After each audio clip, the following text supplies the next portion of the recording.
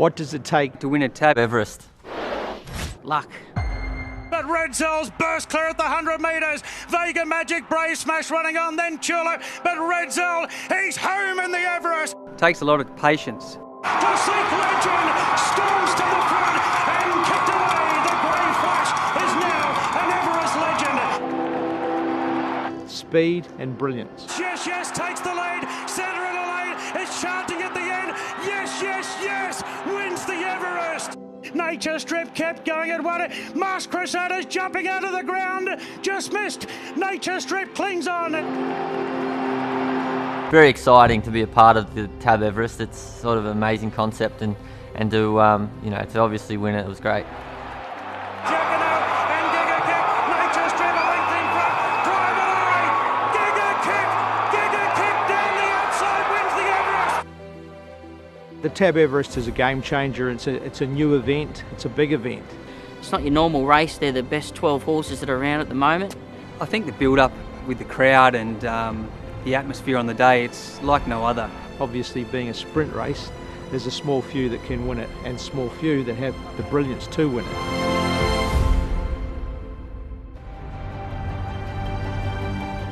When Nature Strip won the Everest, he was touted as the best horse in the world in terms of sprinters, but he had to repeat that on race day. So for a coach or a trainer having a team peaking on the day, there's a lot of things that go on behind the scenes, and when there's such a big prize at stake, there's a lot of pressure involved. But that's when your team comes into it. You've got to have the right team to be able to win an Everest. Red Zell leads all the way. Honestly, in the lead up and the day, I can remember telling myself, just pull up a bit, just pull up.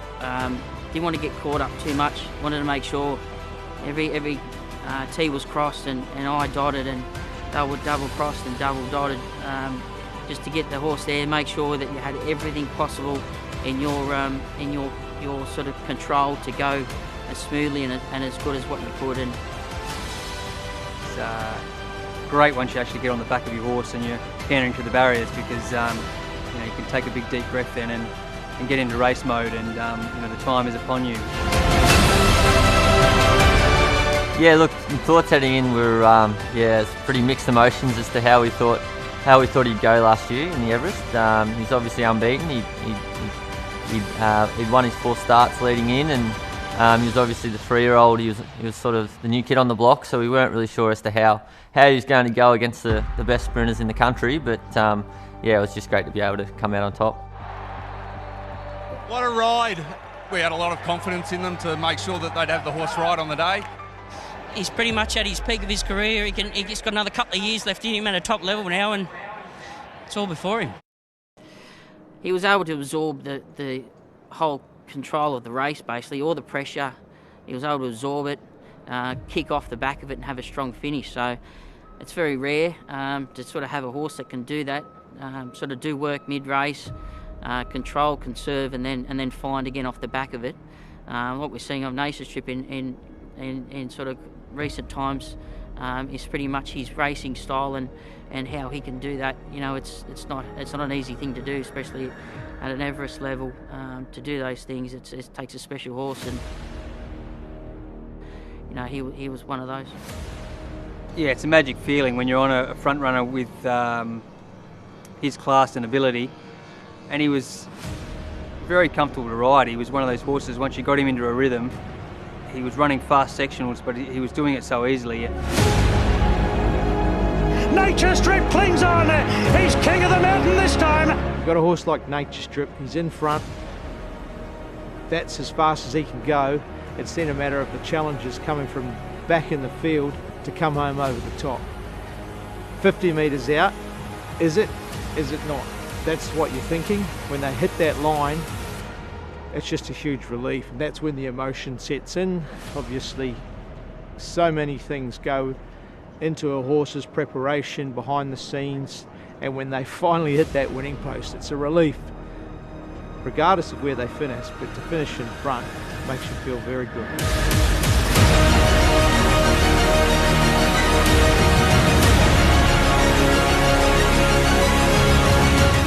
Classic Legend was fantastic that day. He was in good form leading up to it, and a different style of runner compared to Redzel, in the fact that he got back in the field and needed a little bit more luck.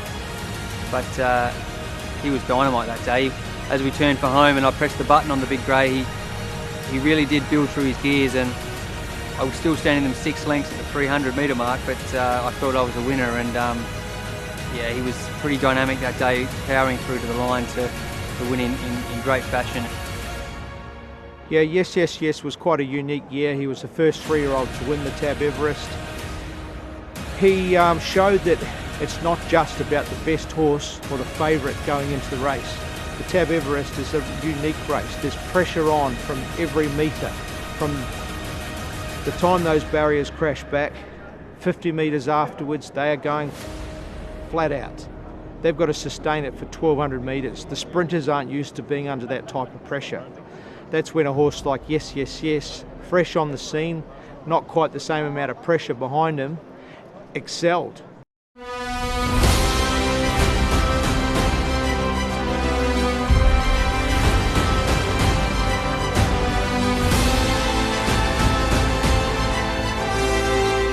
Come to be the centre of attention through the spring, certainly in Sydney, rivalling the Melbourne Cup.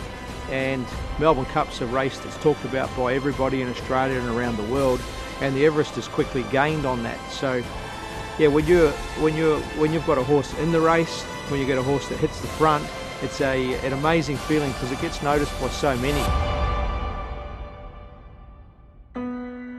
It's a recognised win, and well deserved, because it's a race that's going to be won by champions for years and years to come.